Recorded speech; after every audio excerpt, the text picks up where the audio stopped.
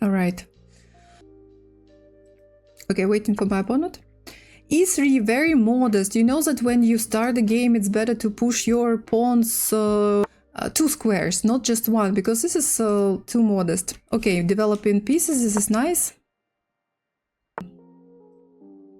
Okay, you know that second mistake of my opponent, I can tell you immediately, is that he or she makes 2 moves with the same piece, and this is something what you should not do in chess, in the opening, in the beginning of the game, to make 2, 3 or more moves with the same piece, because our goal is to develop pieces, minor pieces, and castle first.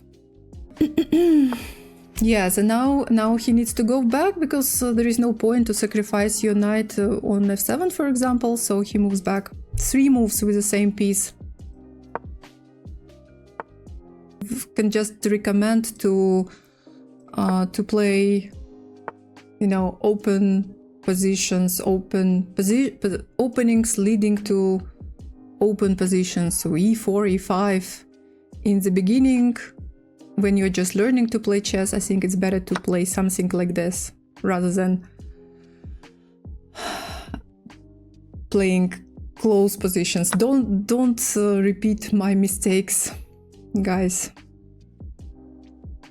Well, I'm thinking about developing my bishop, although every time when you develop your bishop this way, you need to be careful, because move like queen b3 can be played. Not sure if it is a big problem for me, so I'm thinking maybe I can just play modest way, and I will just play e6 in order to make sure that everything is protected, d5 protected, b7 is protected. Yeah, c takes d5, I can take with pawn or with knight. I'm not going to take with queen because of knight c3, I will lose time by playing like this.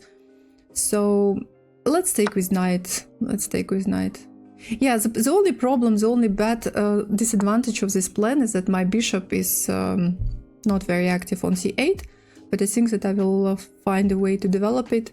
Okay, I will develop my piece, gaining some time, tempo, so because I develop it with check. And I think that now I will just castle and almost finish my development. My idea of speedrun is to start from 100 and reach 2000. Okay, bishop c4 is played. My opponent is developing pieces. This is good. I can play knight c3 attacking the queen. Queen c2 will be the only move, and then I can take on d4. I think I can do it. Let's try to do it.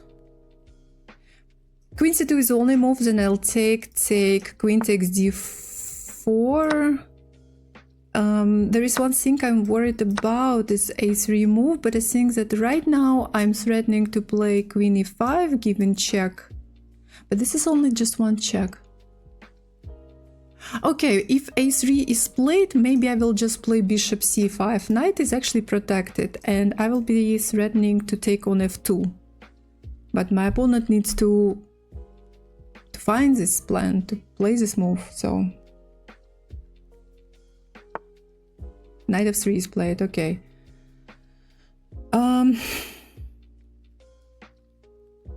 Now there is something interesting here, because I can make discover check, right?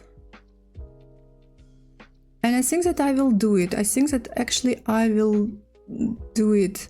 Because when I move my knight somewhere, I will give check, and not only, I will also attack rook on a1. I'm just looking for the best check. The best move. I think I will just move here, so my knight is safe on d5, protected by the pawn. I'm giving check, and I'm also attacking this rook on a1. Salves. Okay, bishop d2 is played. Now I can take. And now I think I can take this rook. I think it was better for my opponent to maybe first take this knight, and if I take with pawns, then he takes his bishop, but he starts by taking my bishop on b4, so I just take. My knight is protected. I'm attacking his queen. Let's go back. My knight was hanging. Not that there is no point which opening to play, but no, there is point, but you know, I will not recommend, I will never recommend beginner kid to focus on opening, because I think at this stage it's not the most important. In the beginning it's not the most important thing. Okay, I play knight f4, now I want to give checkmate on h1. Let's see if I do it. Yes, okay, checkmate in 1, queen h1, king will not be able to go this way, and king will not be able to go this way to e2, because of my knight on f4. I also can take this bishop, but what for to take bishop if there is checkmate in one move. Yes.